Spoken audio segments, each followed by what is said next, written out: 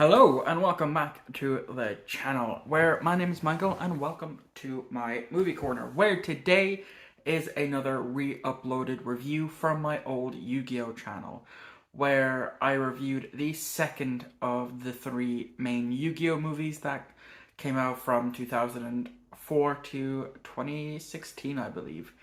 So yeah, this one is Bonds Beyond Time and the question I asked for this review is, does it suck? The answer is yes. Yes, it does, but here's the review.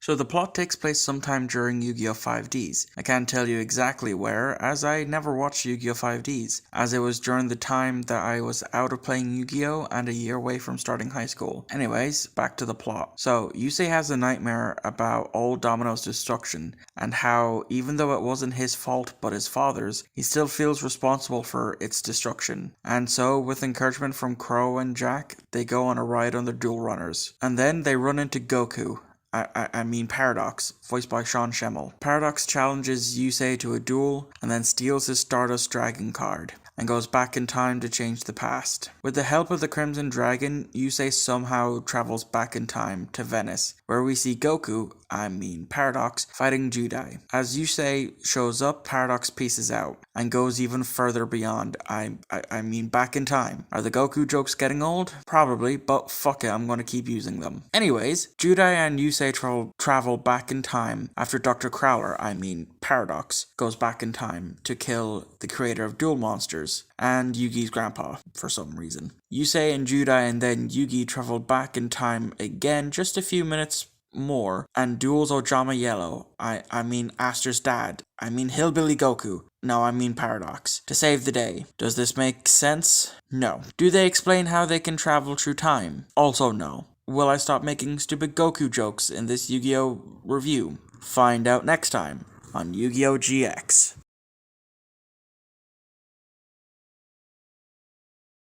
I don't really know how to talk about this since there isn't really much in terms of character development in this glorified OVA. Yugi and Judai have no development whatsoever and are just there to shoehorn in the 10th anniversary of Yu-Gi-Oh! And Kakarot, I mean Paradox's main reason for wanting to stop Duel Monsters is pretty weak if I'm being honest, and it's been made fun of from what I've seen, with him wanting to stop Duel Monsters by playing Duel Monsters. Though it is nice seeing Yusei's development with him being fearful that there will be another disaster, and by the end of the movie he's at peace with that. I don't know if it's kept through the rest of 5Ds, as I've never seen 5Ds, only a handful of episodes.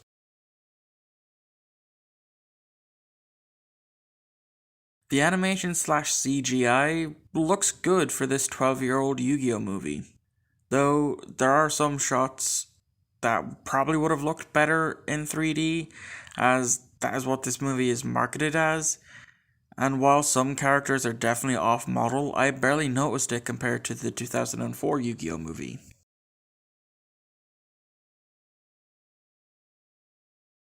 Yu-Gi-Oh! Bonds Beyond Time came out in January 2010 in Japan, and unfortunately I can't find out how much the budget was for this movie, so if someone knows, could you let me know in the comments below? But what I did find is that this movie earned a little over 2 million USD, while being praised by fans and also slammed by critics.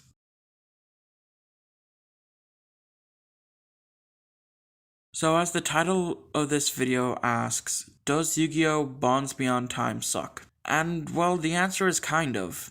Before this review, I said that it did, but after watching it properly this time, I guess it was okay. Not great, could have been a lot longer, but it's still okay. And it was nice to see Yugi and Judai again at the time it came out. But I still don't really like it as much as I did when I first watched it. Dan Green still pulls off Yugi and a 10 perfectly, and the VA for Yusei obviously did a good job, as this was during when 5Ds was being produced. But with Judai's VA in the beginning, kind of sounded a bit off, and it took a while for them to find the way Judai was supposed to sound. So, do I recommend this movie?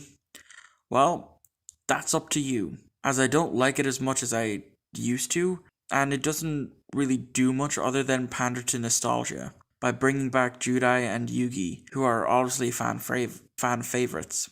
But as I said, it's entirely up to you. It wouldn't be for another 6 years again until we get another Yu-Gi-Oh movie, yet again. And yet again, it centers around Yugi and friends. But my question is this really is this really the definitive Yu-Gi-Oh movie? Find out next Friday for the final Yu-Gi-Oh movie review of Yu-Gi-Oh! Dark Sides of Dimension.